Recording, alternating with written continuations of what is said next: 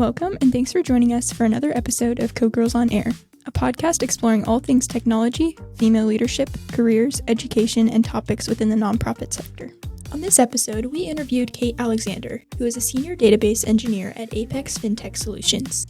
Join Makayla and Kate to hear more of her story.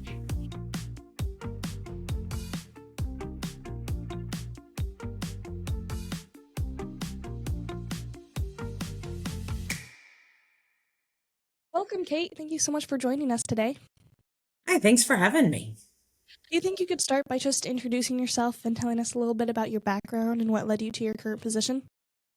Sure. Hi, my name is Kate Alexander. I'm a senior data engineer with nearly 20 years of experience in mostly finance industry, but also property management, insurance, and printer maintenance industries. Nice. And so you've been working with SQL for nearly 20 years. How has that role of data engineer evolved over time that you've seen? Well, I've had many titles and worked with everything from SQL Server 2000 on Enterprise Manager to SQL Server 2017 on SSMS. I've done some BI and ETL work in Crystal Reports, SSRS, Power BI, SSIS, PowerShell, and Informatica. Lots of different tools that do very similar things. No, definitely. Has there been a shift as through the industry? Have you seen it kind of change and evolve with growing technologies or even with AI? Have you seen any changes? Yes, absolutely. Informatica is kind of an older system. The SSIS I think, newer. And Microsoft changed from some versions of software to other versions of software, newer updated things, and those work better, seem to do more. Crystal Reports, as well as is an older version of a reporting software that's not as used as much as things like SSRS were a few years ago, probably more like 10. And then it's shifted to Power BI and business intelligence, Tableau, and different software like that for your reporting, more out of cubes and analytical databases so that you can get the just different information from your systems and in different ways, prettier, easier to use, more user-friendly software over the years.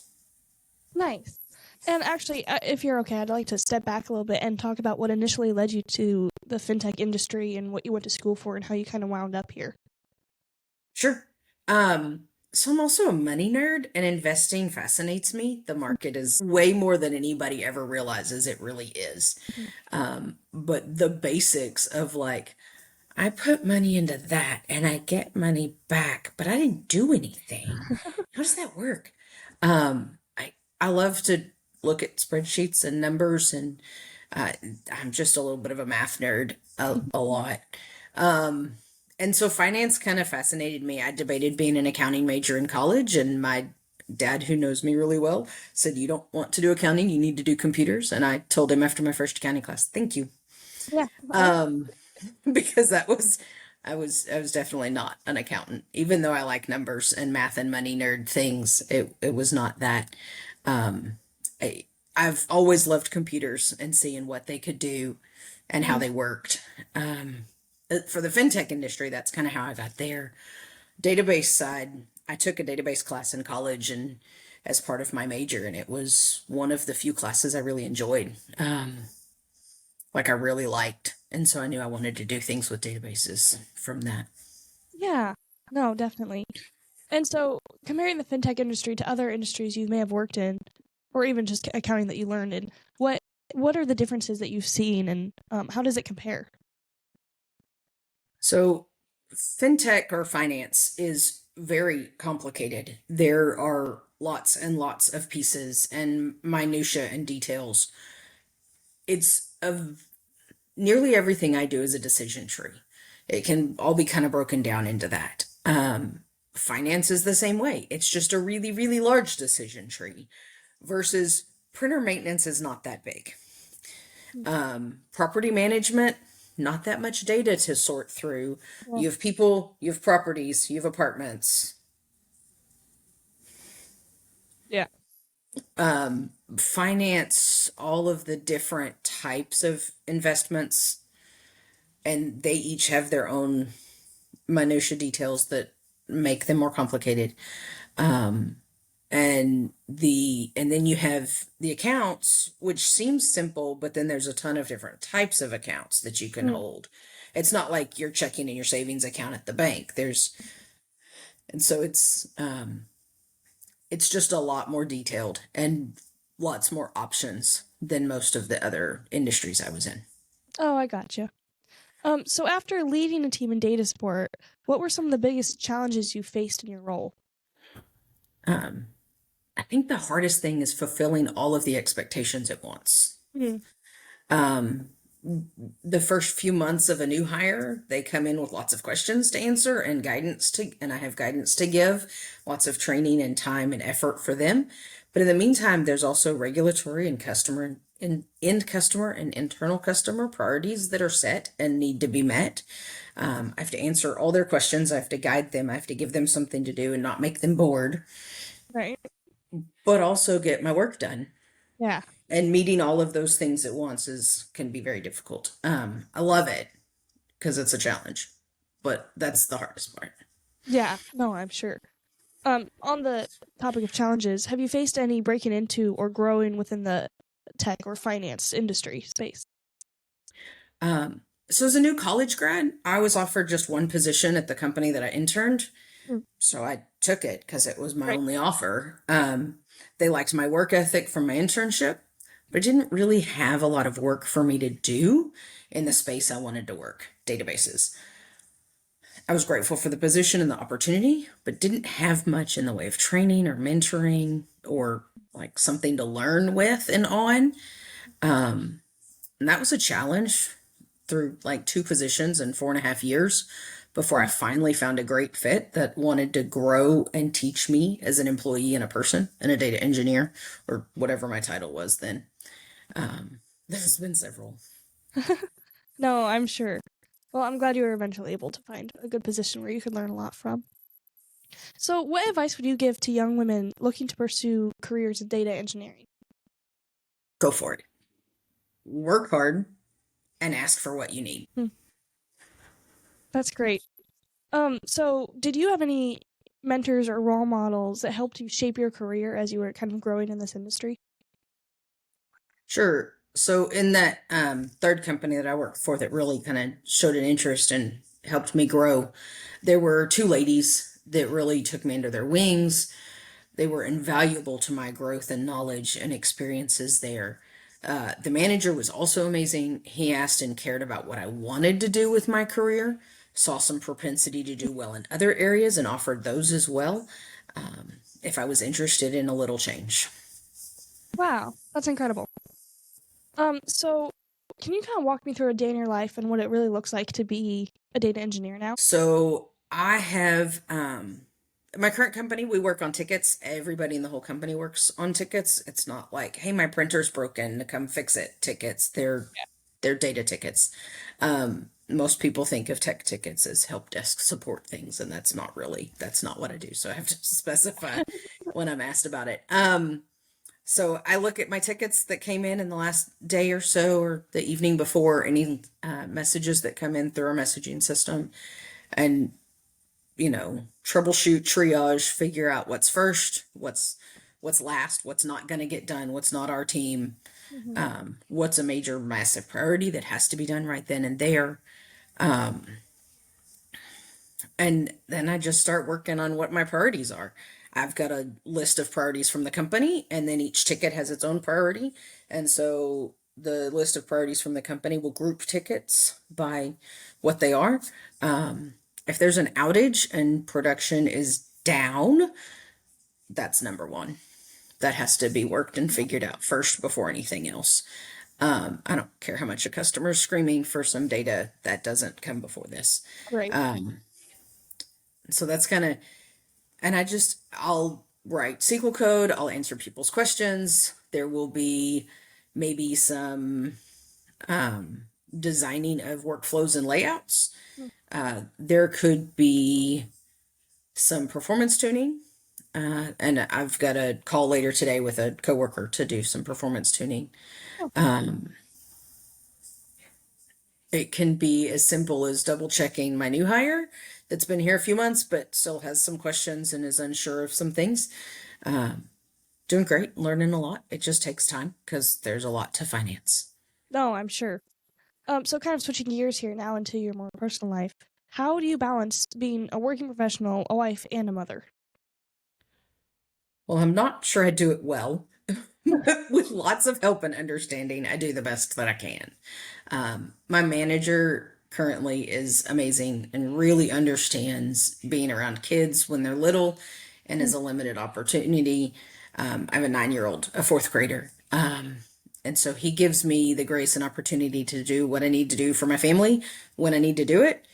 And as a thank you and appreciation for that, I stay late. I work extra hard. I do outside of like normal 8 to 5 work hours to make sure that the other tasks don't fall behind. Mm. The volunteering at the school can't be done outside of 8 to 5. Right. And so I do my work outside of 8 to 5 when I'm volunteering at the school. Um, Yeah. my husband's also very supportive and understanding. He's a great dad and does what is needed to fill in the places when I can't.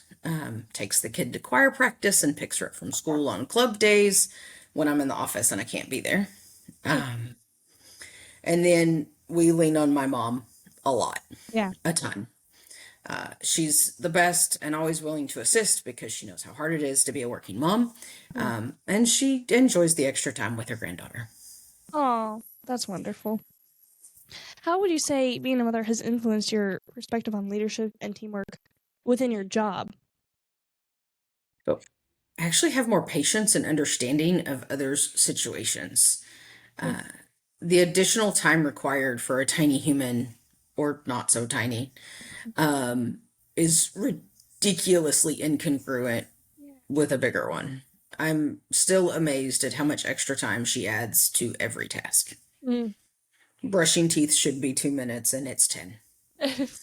Isn't that the way How things does that go? happen? How does that happen? Yeah. So you mentioned being involved in your church. How does your faith play a role in your career and life in general? So I'm naturally a helper person. I like to help, and so serving comes naturally, Mhm. and customer service is serving.